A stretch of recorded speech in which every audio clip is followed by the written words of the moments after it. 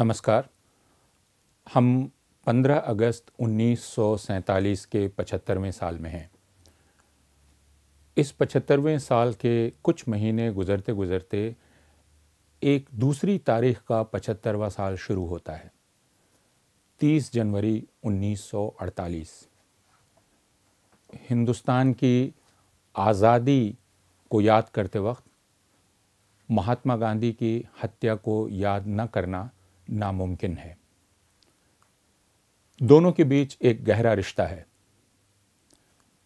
15 अगस्त 1947 को जिस भारत की नींव डाली गई थी, धर्मनिरपेक्ष भारत की, जिसके मुख्य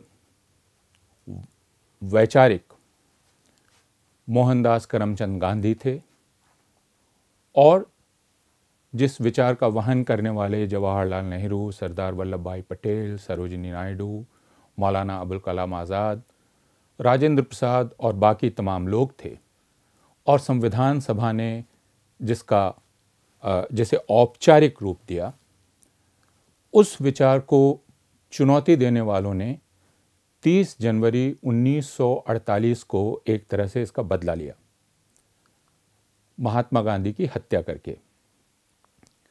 यह अलग बात है कि महात्मा गांधी के खून से वह नींव और पक्की हो गई धर्मनिरपेक्ष भारत की। लेकिन आज 30 जनवरी 1948 के 75वें साल के शुरुआत में हम उतने ही यकीन से यह बात नहीं कह सकते। यह इमारत हिल रही है, नींव भी हिल रही है, और हमें एक बार फिर 30 जनवरी को लौट कर जाने की ज़रूरत है, बल्कि उसके पहले भी। आखिर 30 जनवरी 1948 की वजह क्या थी? महात्मा गांधी की हत्या ने दुनिया भर में लोगों का ध्यान इतने वर्षों में बार बार अपनी ओर खींचा है।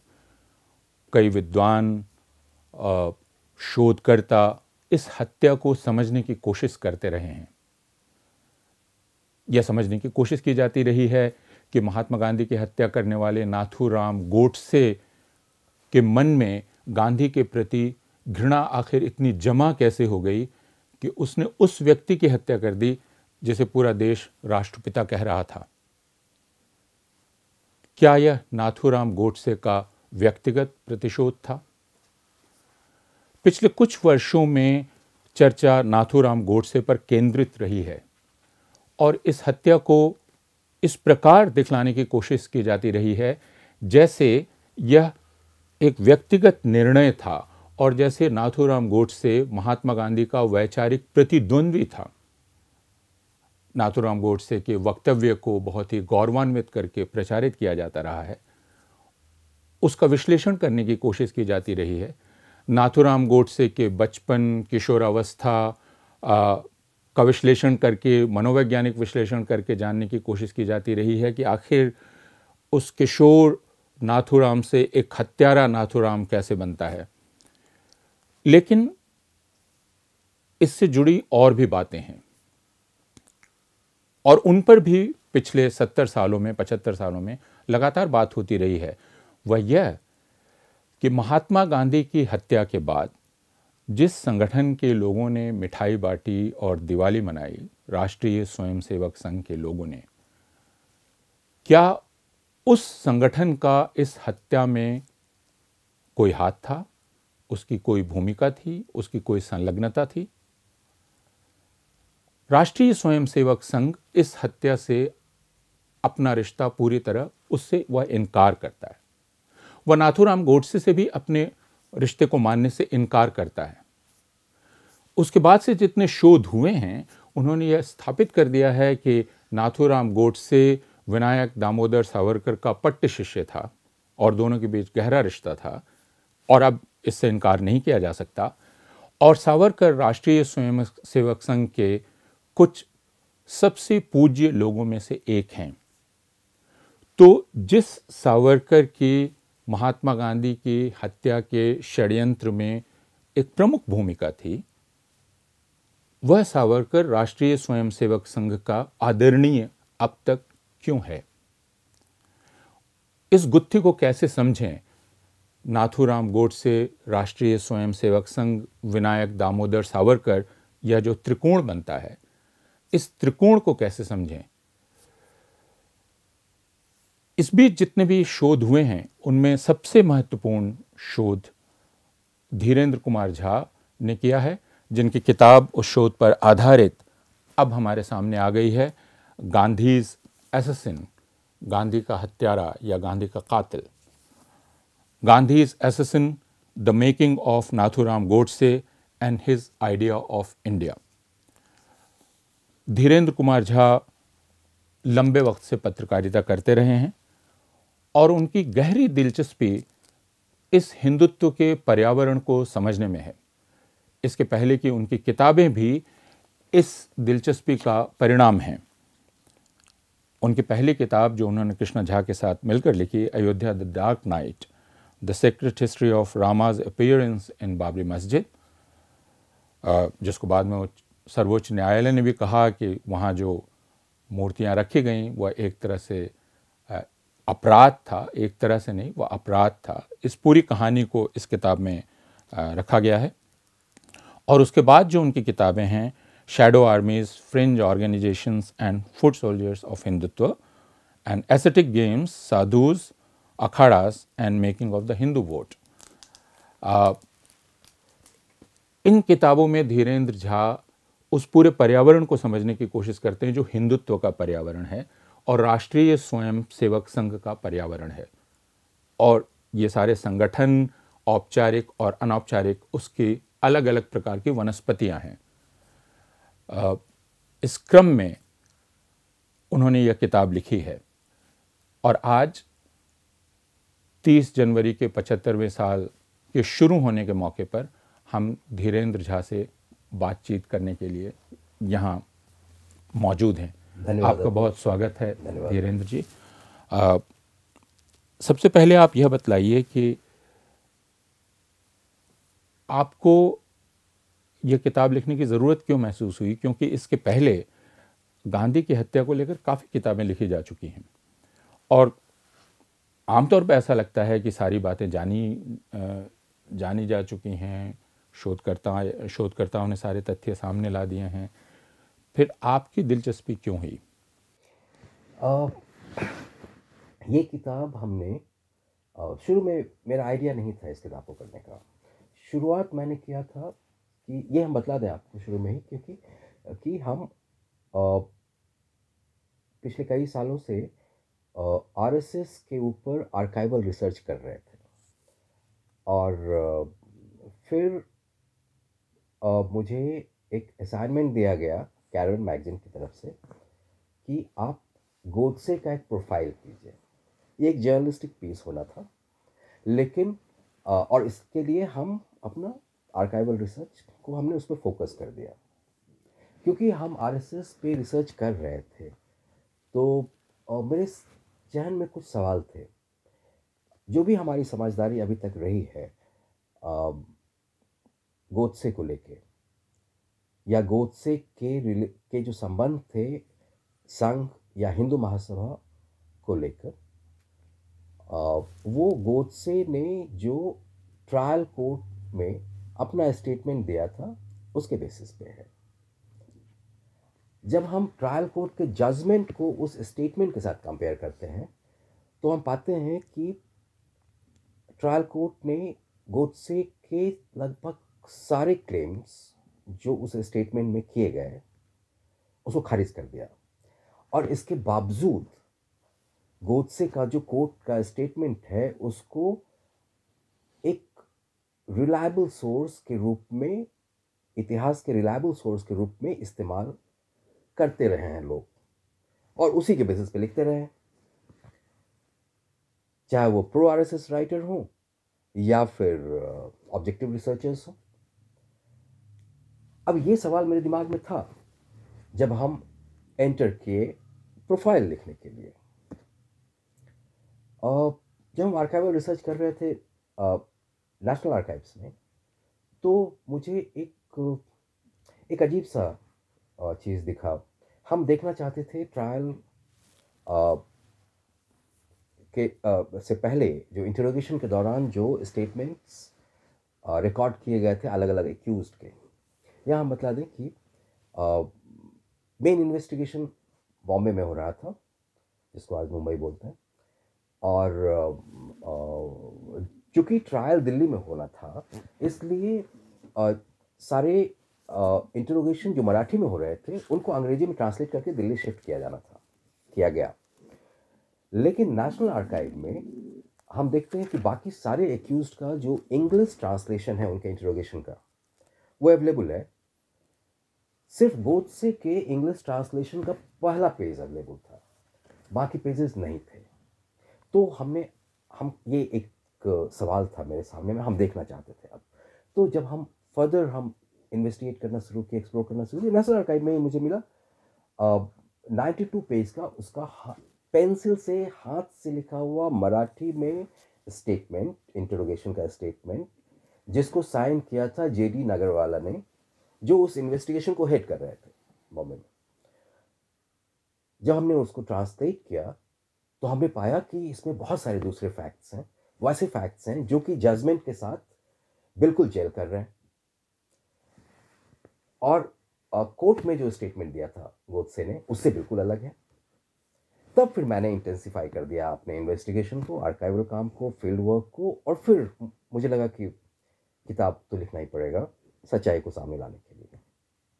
हाँ, लेकिन राष्ट्रीय स्वयंसेवक संघ यह कहता है, जिसका जिक्र आपने किया भी है अपनी किताब में, कि हमारा पहले राष्ट्रीय स्वयंसेवक संघ ने संभवतः यह कहा कि नाथूराम गोडसे हमारा सदस्य ही नहीं था, और बाद में अपना बयान राष्ट्रीय स्वयंसेवक संघ ने बदला और कहा कि हाँ, वो हमारा सदस्य ज़रूर था, लेकिन उसने सदस्यता छोड़ दी थी और हिंदू महासभा का सदस्य हो गया था, हमसे उसका कोई रिश्ता नहीं रह गया था। इस पर आप क्या कहना चाहेंगे? देखिए, राष्ट्रीय स्वयंसेवक संघ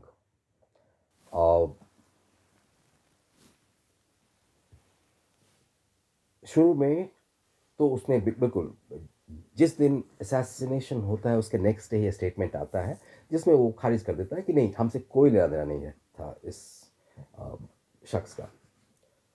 लेकिन जब ट्रायल के दौरान गोडसे ने कहा कि हम राष्ट्रीय स्वयंसेवक संघ हमने ज्वाइन किया, फिर हमने राष्ट्रीय स्वयंसेवक संघ छोड़कर हिंदू महासभा ज्वाइन कर लिया, तब इन्होंने अपना पोजीशन बदल लिया ना।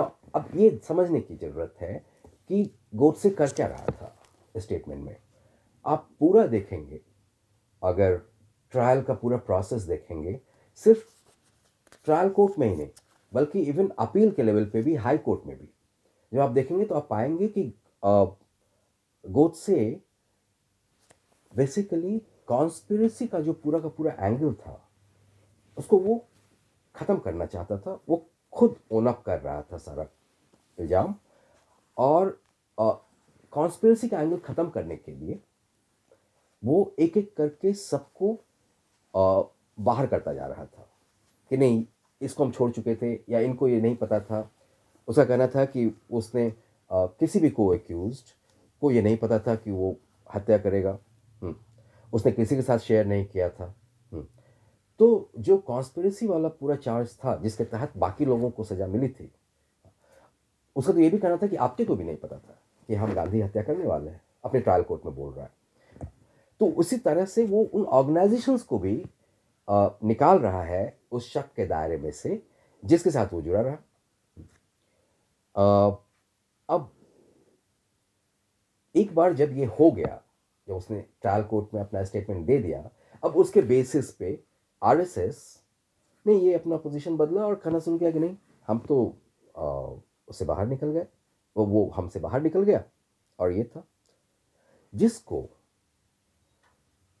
जे ए कुरन जूनियर, और जिसने, आपने उनका जिक्र किया जी, और उसने पहला कॉम्प्रिहेंसिव काम किया आरएसएस के ऊपर, जो एक रिपोर्ट जारी की थी। वो 1949 से 1951 के दौरान वो फील्ड वर्क कर रहा था इंडिया में, और आरएसएस के सारे लीडर्स, लोकल लेवल से लेके गोलवॉलकर तक जो सरसंघचालक थे, सब ने उसको एक्सेस दिया।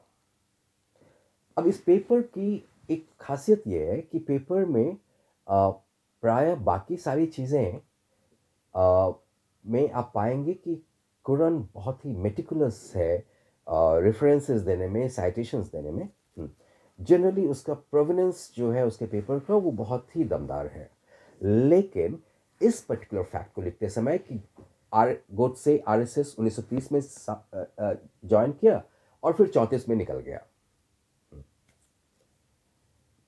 इसको उसने कोई भी रेफरेंस नहीं दिया है इसमें। इसको बार बार इस्तेमाल करते रहे जो आरएसएस बाद के लोग ना। इस झूठ को और ज्यादा पुख्ता तरीके से लोगों के सामने रखने के लिए एक नया झूठ गढ़ा गया, और वो ये था कि आरएसएस और हिंदू महासभा के बीच में रिलेशनशिप बहुत खराब थे। मैं आपको यहाँ रोकूंगा और आपका एक उदाहरण मैं पढ़ना चाहूँगा। आप ये लिखते हैं कि before the assassination of Gandhi the RSS and the Mahasabha showed a notable tendency towards close cooperation and often developed fluid and overlapping membership. बिल्कुल जी। तो ये इंटरेस्टिंग है कि गांधी असैसिनेशन के बाद के सोर्सेज हमें एक कहानी बतला रहा है। असैसिनेशन से पहले जो आरएसएस और हिंदू महासभा का रिलेशनशिप था उसके बारे में। गांधी असैसिनेशन से पहले के जो सोर्सेस थे, पब्लिश्ड आइटम या आर्काइवल रिकॉर्ड्स, वो एक कंप्लीटली दूसरा कहानी बतला रहा है इस रिलेशनशिप को लेके।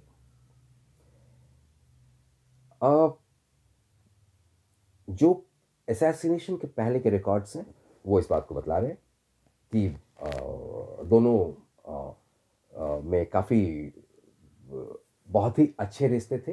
असैसिनेशन तक बहुत अच्छे रिश्ते थे, यहाँ तक कि बहुत सारे मेंबर्स जो थे वो दोनों के मेंबर्स थे। जैसे सिर्फ गोडसे ही नहीं, एमएन घटाटे आरएसएस के बहुत ही गोलवॉलकर हेड के बाद उन्हीं के घर पे उनका देहांत हुआ था और वो नागपुर के संचालक थे। लेकिन एमएन घटाटे लेट 40s तक हिंदू महासभा के ट्रेजरर भी थे। हाँ। इस तरह के एग्जाम्पल बहुत सारे मिल जाएंगे आपको। हाँ, गोडसे का ये पोजीशन था। लेकिन असैसिनेशन के बाद आप देखेंगे कि एक दूसरे तरह का पिक्चर को गढ़ने का कोशिश किया गया। इस पिक्चर को गढ़ने का जो प्रक्रिया था वो गोडसे के फांसी के 2-2.5 महीने बाद शुरू हुआ। एक आर्टिकल के रूप में डीवी केलकर नाम के व्यक्ति लिखते हैं इकोनॉमिक वीकली में एक आर्टिकल जिसका टाइटल है द आरएसएस, जिसमें वो बोल रहे हैं कि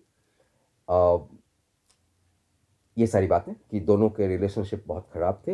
इतने खराब थे कि सावरकर ने एक समय पे नाराज होके उसने कहा कि कोई स्वयंसेवक the epitaph of an RSS worker will say that he was born, he joined RSS, but he died without accomplishing anything. Did nothing. इसके फेस वैल्यू पे ले लिया गया इस आर्टिकल को ना। इसमें कोई साइटेशन नहीं है, कोई रेफरेंसिंग नहीं है, कहाँ पे बोला, किसने देखा, क्या बोला, कोई रेफरेंसिंग नहीं है। प्रोवेनेंस एकदम प्रॉब्लमेटिक है। उसके बावजूद इसको पहले तो पूरा आरएसएस राइटर्स, बाद में ऑब्जेक्टिव रिसर्चर्स भी इसको इसके फेस वैल्यू पे लेने लगे बिना इसको इन्वेस्टिगेट किए हुए। अगर इसमें साइटेशन, इसका प्रोवेनेंस अगर ठीक होता तो चलता है, लेकिन बिना प्रोवेनेंस इसके और इसका प्रोवेनेंस और भी ज़्यादा इंपॉर्टेंट था चेक करना, क्योंकि उसी आर्टिकल में डीवी केलकर बोलते हैं कि वो हेडगेवार के बहुत से दोस्त थे, वो आरएसएस के आदमी थे, इसलिए वो संदिग्ध हो जाते हैं, संदिग्ध हो जाते हैं। हाँ, तो अब सारा कुछ एक नया प्रक्रिया शुरू हो गया लिखने का। तो इसलिए मैंने कहा कि असैसिनेशन से पहले के जो रिकॉर्ड्स हैं, असैसिनेशन के बाद के जो रिकॉर्ड्स हैं, वो अलग अलग पिक्चर देते हैं। और मिथ जो बना इस आर्टिकल के द्वारा, वो मिथ चलता रहा। और हम इनफैक्ट देखते हैं कि आरएसएस के पूरे स्ट्रैटेजी में मिथ मेकिंग का एक इम्पॉर्टेंट रोल है। जगह जगह पे वो मिथ बनाते हैं और फिर उसको प्रोपेगेट करते हैं और फिर उसको सच के रूप में एस्टैब्लिश करने की कोशिश करते हैं।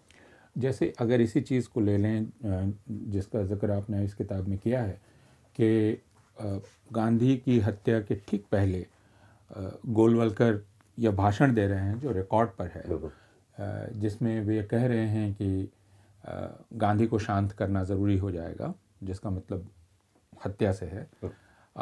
लेकिन हत्या के अगले दिन वे गांधी का गुणगान करते हैं, उनको महान व्यक्ति बतलाते हैं, और फिर राष्ट्रीय स्वयंसेवक संघ यह कहता है कि वह 13 दिनों का अपना दफ्तर बंद रखेगा, शोक में बंद रखेगा। और फिर गांधी को प्रातः स्मरणीयों में शामिल कर लिया जाता है, राष्ट्रीय स्वयंसेवक संघ के जो प्रातः स्मरणीय व्यक्तित्व हैं। तो ये जो मिथ मेकिंग आप कह रहे हैं कि आरएसएस मिथ मेकिंग करता है, तो यह उसका एक उदाहरण माना जा सकता है। लेकिन आप जो कह रहे थे कि इन दोनों के बीच बहुत गहरा रिश्ता था, और आप जिस शब्द का इस्तेमाल करते हैं वह है ओवरलैप, कि there was an overlap between Hindu Mahasabha and RSS, और यह भी कि बहुत सारे लोग इन दोनों में साथ काम कर रहे थे जी। और यह भी कि जिस वक्त ब्रिटिश हुकूमत ने पाबंदी लगाई परेड पर और एक तरह से अपने सैन्य बल के प्रदर्शन पर, उसके बाद एक दूसरी रणनीति अपनानी पड़ी इन लोगों को। लेकिन उसमें एक महत्वपूर्ण चीज़ है हिंदू राष्ट्र दल का गठन, जो नाथूराम गोडसे जिस हिंदू राष्ट्र दल का गठन करते हैं। और आपने उसके बारे में चर्चा करते समय विस्तार से बताया कि कैसे उसमें हिंदू महासभा और राष्ट्रीय स्वयंसेवक संघ हिंदू राष्ट्र दल के गतिविधियों में साथ शामिल थे जी। आप लिमये के चरित्र की भी चर्चा करते हैं पहले, जो राष्ट्रीय स्वयंसेवक संघ के बहुत प्रमुख नेता हैं और जिनका नाथूराम गोडसे से बहुत गहरा रिश्ता है। तो ये हिंदू राष्ट्र दल की भूमिका और राष्ट्रीय स्वयंसेवक संघ से की संलिप्तता, इसको आप कैसे बताएंगे? ये अभी तक के जो पब्लिश्ड मटेरियल है पोस्ट असैसिनेशन की मैं बात कर रहा हूँ, उसमें प्रायः हिंदू राष्ट्र दल को एक सावरकराइट आउटफिट के रूप में दिखलाया गया है, जिससे आरएसएस का कोई लेना देना नहीं था। लेकिन आप कहते हैं कि वो आरएसएस के चलते हुआ। हम जिस इंटरोगेशन स्टेटमेंट की बात कर रहे हैं, जब तक वो मुझे नहीं मिला था तब तक मुझे नहीं पता था। इंटरोगेशन स्टेटमेंट में मुझे दिखता है कि गोडसे खुद उसमें बोल रहा है कि हिंदू राष्ट्र दल का स्टेट प्रेसिडेंट काशीनाथ भास्कर लिमये थे। काशीनाथ भास्कर लिमये महाराष्ट्र के संघ चालक भी थे। अब महाराष्ट्र का संघ चालक अगर हिंदू राष्ट्र दल का स्टेट प्रेसिडेंट हो रहा है तो ये एक सवाल पैदा करता है। फिर हमने, और ये बिना संघ की अनुमति से नहीं होगा, नहीं हो सकता है, क्योंकि वहां पे पार्टिसिपेट करने वाले जो स्वयंसेवक थे वो भी स्वयंसेवक थे संघ के। एलजी थट्टे, लक्ष्मण गणेश थट्टे, जो गोडसे के बहुत अच्छे मित्र थे और जिन्होंने हिंदू राष्ट्र दल को ऑर्गेनाइज करने में बहुत ही इम्पोर्टेंट भूमिका निभाया था, और जो उनका स्टेटमेंट था कि हिंदू राष्ट्र दल चुनिंदे आरएसएस के स्वयंसेवकों का ऑर्गेनाइजेशन है। अच्छा। ये उन्होंने स्टेटमेंट दिया। अगर आप देखेंगे कि जो टीचर्स जा रहे थे, जैसे 1943 1942 में पहला शिविर लगा था पुणे में हिंदू राष्ट्र दल का। 1943 के जो कि शुरुआती शिविर था, तो उसमें चीज़ें बहुत क्लियर होकर नहीं आई थी। 1943 में दूसरा शिविर लगा था अहमदनगर में हिंदू राष्ट्र दल का, जिसमें जो टीचर्स थे वो थे, और ये बहुत ही इंपॉर्टेंट है कि मुझे बीएस मोंजे के प्राइवेट पेपर्स में एक दस्तावेज मिलता है, और वो दस्तावेज है एक पैम्फलेट जो कि गोडसे आपटे ने के नाम से छपा हुआ है, जिसमें जिन टीचर्स का जिक्र किया हुआ है उसमें से दो बहुत ही प्रोमिनेंट आरएसएस के आइडियोलॉजिकल टीचर्स थे। आरएसएस का जो बौद्धिक वर्ग होता था उसमें वो बहुत ही प्रोमिनेंट रोल प्ले करते थे। एक तो प्रचारक था, इनफैक्ट पहला बैच जो था आरएसएस के प्रचारक का, डीवी गोखले। 1942 में प्रचारक का सिस्टम शुरू हुआ था आरएसएस में, तो डीवी गोखले उस बैच का था। पीजे सहस्त्रबुद्धे इनके आइडियोलॉजिकल जो ग्रुप था आरएसएस का, उसके सबसे इंपॉर्टेंट व्यक्तियों में से एक थे। ये वहाँ पे आइडियोलॉजिकल क्लास लेने के लिए गए हुए हैं। साथ ही पैम्फलेट में ये भी बोला गया है कि काशीनाथ भास्कर लिमय खुद प्रेजेंट रहेंगे शिविर में, और अपने विचार भी शेयर करेंगे स्वयं सेवकों के साथ, इसलिए ज़्यादा से ज़्यादा लोग आए अटेंड करने के लिए। तो इसलिए मेरा मानना है कि ये मेन रोल जो था हिंदू राष्ट्र दल का को बनाने में, वो संघ का था। संघ ने ना किसी को एक्सपेल किया, ना ही उसने ऐसा कोई भी स्टेटमेंट दिया उस समय में जिसमें ये बोला गया हो कि हम इसको मान्यता नहीं दे रहे हैं, हम इससे अलग हैं। इसलिए मेरा मानना है कि हिंदू राष्ट्र दल बेसिकली आरएसएस का आउटफिट था। ज़्यादा से ज़्यादा हम ये बोल सकते हैं कि आरएसएस और हिंदू महासभा का जॉइंट वेंचर था। लेकिन जो मिथ मेकिंग होता है, अब आरएसएस के लोगों को गांधी असैसिनेशन के बाद ये पता था कि काशीनाथ भास्कर लिमय एक कमजोर कड़ी हैं। तो जब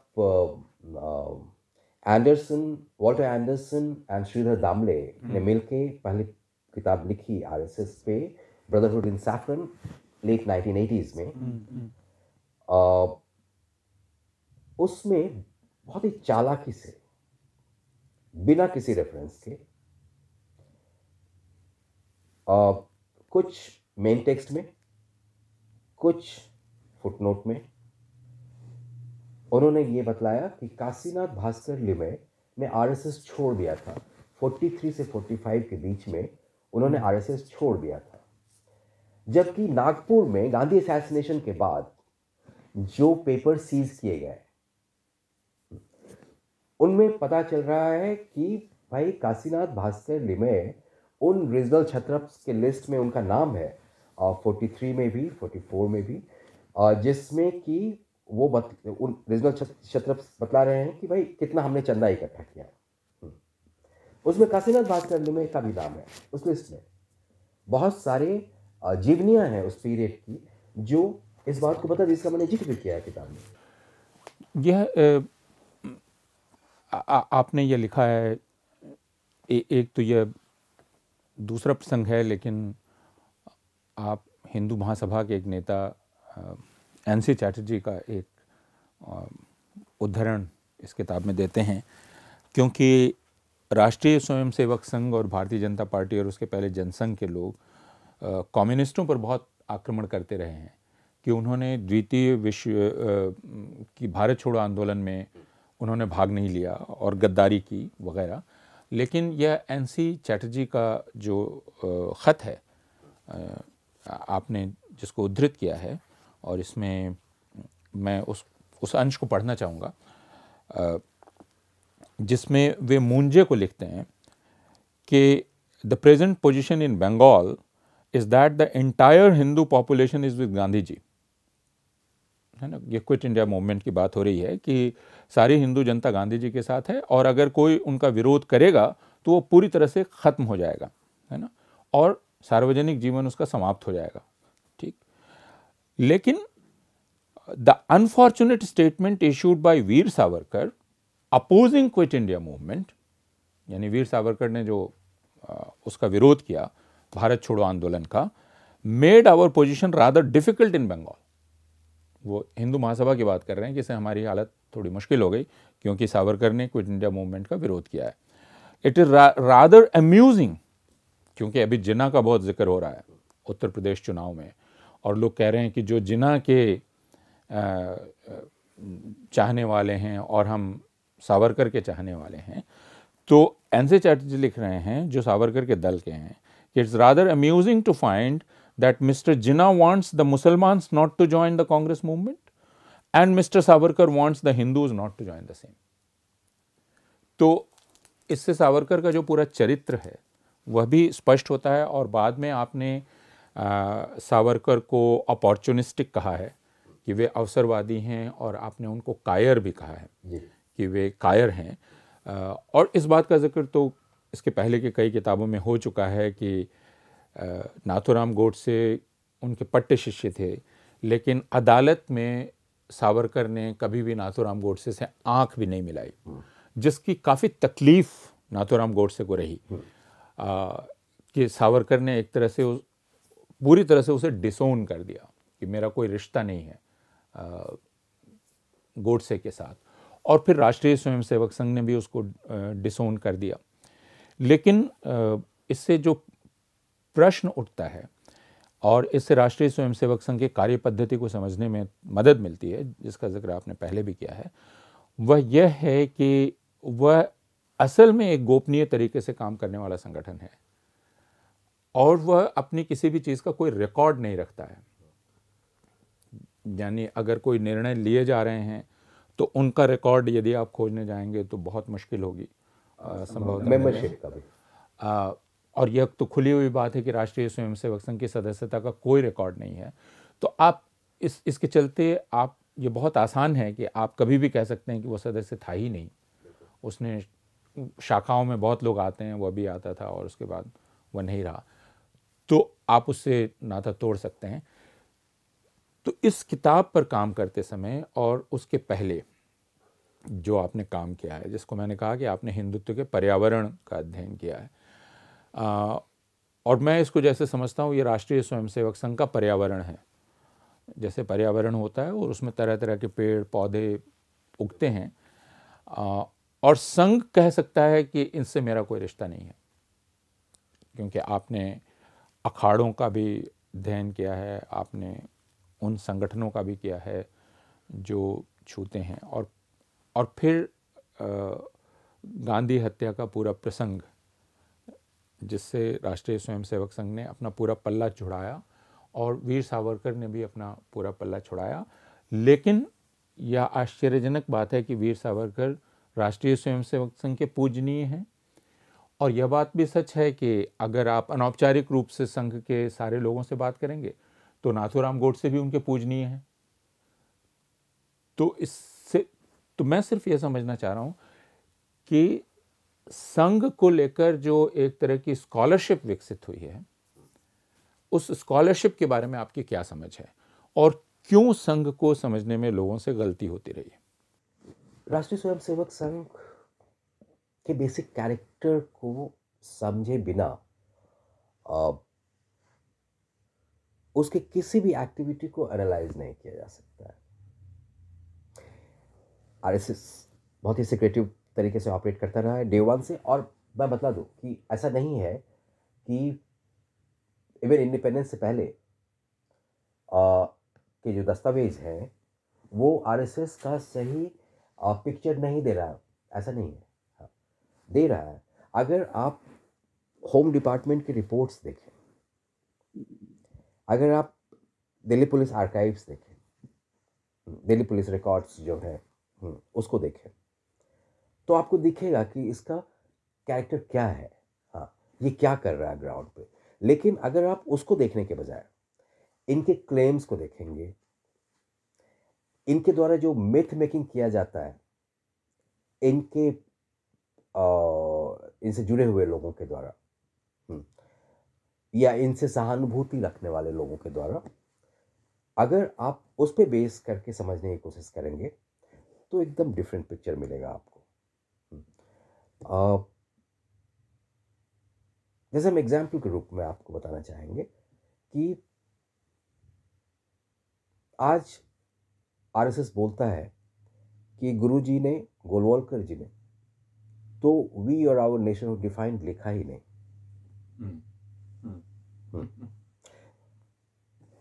गोलवलकर ने खुद कह दिया था कि ये जो किताब है ये बाबा राव सावरकर, मतलब गणेश दामोदर सावरकर, जो सावरकर के बड़े भाई थे, उनके द्वारा 1934 में जो किताब लिखा गया राष्ट्र मीमांसा, उसका एब्रेज्ड ट्रांसलेशन है अंग्रेजी में। गोलवलकर ने कहा था, बिल्कुल कहा था। लेकिन जब मैंने कंपेयर किया राष्ट्र मीमांसा को वी और आवर नेशन ऑफ डिफाइंड के साथ, तो मैंने पाया कि ये जो फाइनल सॉल्यूशन की बात वी और आवर नेशन में किया गया है, जो सबसे कंटेंसस इशू है, जिसमें बोला गया है कि मुस्लिम्स, भारत में मुस्लिम्स के साथ उसी तरह से ट्रीट किया जाएगा जैसे जर्मनी में ज्यूज के साथ किया गया। वी 1939 में आया था। वो समय था जब गोलवलकर को मतलब संघ के अंदर गोलवलकर का राइज होने लगा था, और फिर तेजी से हुआ। फिर अगले साल वो सर संचालक बन जाता है। लेकिन पूरे 40 के दशक में गांधी असैसिनेशन तक वी का बार बार रिप्रिंट हो रहा है, और वी एक इंपॉर्टेंट स्टडी मटेरियल है आरएसएस के बौद्धिक में, और कोई इनकार नहीं कर रहा है, कोई इनकार, और होम डिपार्टमेंट के रिकॉर्ड्स इसको बतला रहे हैं। और लेकिन इवन गांधी असैसिनेशन के बाद भी जब कुर्रन यहाँ पे रिसर्च कर रहे थे, तो कुर्रन इस बात को रेफर करते हैं। कुर्रन बतलाते हैं कि कैसे जो बोल रहे हैं आरएसएस के नेता लोग, वो तो अपनी जगह पे है, लेकिन इनका जो कोर है, इनका जो बाइबल है, वो वी है। लेकिन उसके बाद फिर 60s में आके और गोलवलकर ने ये कह दिया कि वी एब्रेज्ड वर्जन है, और उसको हम मानते रहे। अभी तक लोगों ने उसी तरह से उसको लिखते रहे लोग, यहाँ तक कि रामचंद्र गुहा